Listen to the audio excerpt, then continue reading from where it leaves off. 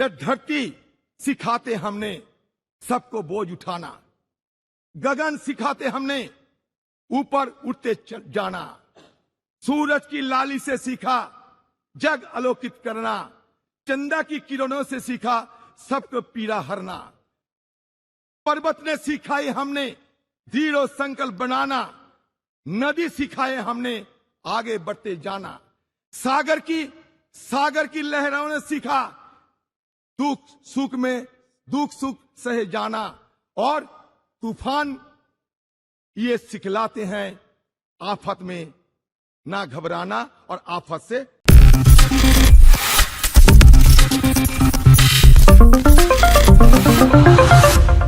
Honorable Vice President of India, Honorable Speaker Lok Sabha, Honorable Prime Minister of India, Parliamentary Affairs Minister of both the houses, opposition leaders, Kharge ji, all my senior leaders and distinguished, esteemed colleagues of both Lok Sabha and Rajya Sabha. Having seized this opportunity without making any compunction, without mincing any word, I must state that I feel elevated and elated of having been stood in this podium, which had witnessed a caravan of historical episodes and numerous momentous events in the midst of the galaxy of luminaries who had rigged up their brain and burned the midnight oil to frame the Constitution of India in this august house, which is called at the time Constituent Assembly. So we are proud of all of them, numbering 389 members, including 296 from British India and 93 from princely states. In this house also, in this house, in the year 1947, 22nd January, the objectives resolution numbering 8 was passed, was adopted, which was proposed by Jawaharlal Nehru ji also, which had inspired the shaping of our constitution in subsequent stages also. So now, in this august house, all of us are well experienced and known the journey, the odyssey of our constitution. From colonial past to independent India, we have observed the transition of the destiny of this great country named after India. It is astonishing to note that those 389 members intensively discussed among them for 2 years, 11 months and 19 days and produced the largest constitution of the world, led by Baba Saheb Ambedkar, the father of Indian Constitution. We have been gifted with 395 articles. Also, 22 parts and 8 schedules. So naturally, the house, which is called Central Hall, it is a historic hall. It will not be known by simply its architectural splendor, but its illustrious legacy.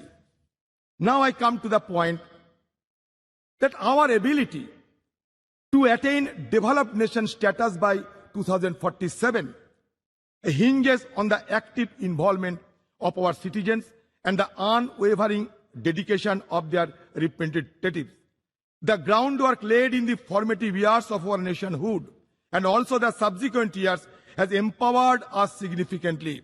However, we are confronted with intricate challenges that require immediate attention and resolution as we progress towards this objective. I don't have any idea of what is called and how a country to be recognized as developed country by any designation. I do not have any idea of any global consensus is existed or not, because when we see other developed countries, among the various key determinants, one determinant is always followed, that is Human Development Index. And insofar as Human Development Index, India has been lagging behind, and we are ranked 131 out of 189 countries.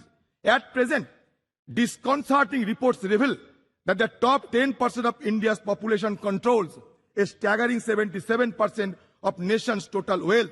In 2017, a staggering 73% of wealth generated has reportedly gravitated towards the wealthiest 1%, while staggering 670 million Indians constituting the poorest half of the population saw their wealth increase by a mere 1%.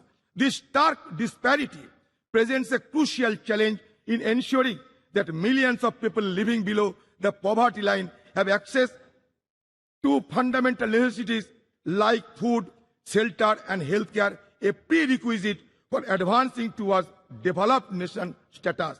While India boasts of a sizable youth population, high unemployment rates pose a significant hurdle to leveraging this demographic advantage.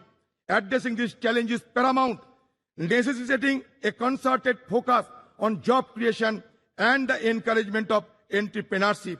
It is essential to enable India's youthful population to contribute substantially to the country's economic growth and development. Despite India being the world's fifth largest economy, our per capita GDP falls far behind that of developed nations.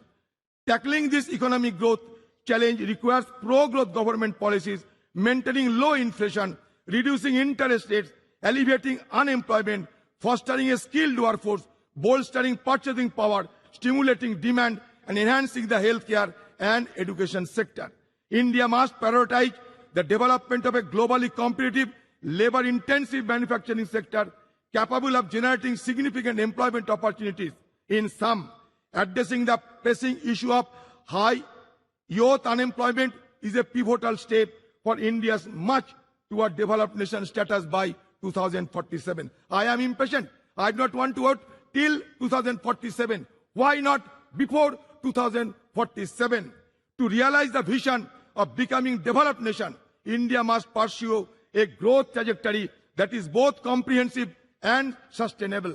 Economic growth must be all-inclusive, benefiting every citizen. An overarching focus on human development, encompassing access to healthcare, education, and essential services must be implemented holistically. The challenge of transforming India into a developed nation by 2047 are substantial, encompassing poverty, infrastructure deficit, and environmental sustainability. By implementing a holistic strategy that encompasses infrastructure development, attraction of investment, enhancement of education, promotion of innovation, social welfare, environmental conservation, paying emphasis on manufacturing and integration of technology, India can pave the way for its emergence as a developed nation. It is only with unwavering determination, collective commitment, that the country can realize this visionary goal and unlock its potential on the global stage. I will conclude by saying that धरती सिखाते हमने सबको बोझ उठाना, गगन सिखाते हमने ऊपर उठते जाना, सूरज की लाली से सीखा जग आलोकित करना, चंदा की किरणों से सीखा सबको पीड़ा हरना, पर्वत ने सिखाए हमने दृढ़ संकल्प बनाना, नदी सिखाए हमने आगे बढ़ते जाना, सागर की लहरों ने सीखा दुख सुख सहे जाना, और तूफान ये सिखलाते हैं आफत में ना घबराना और आफत से टकराना. हम चाहते हैं कि ये separation of power should be maintained in a judicious manner, and also in presence of all the guiding light of our country. I must suggest that India is not a homogeneous society. Rather, it is a heterogeneous society. But now, the need of the hour is to maintain the harmonious society. With this word, I am concluding my speech. Thank you. Jai Hind, Bande Mataram.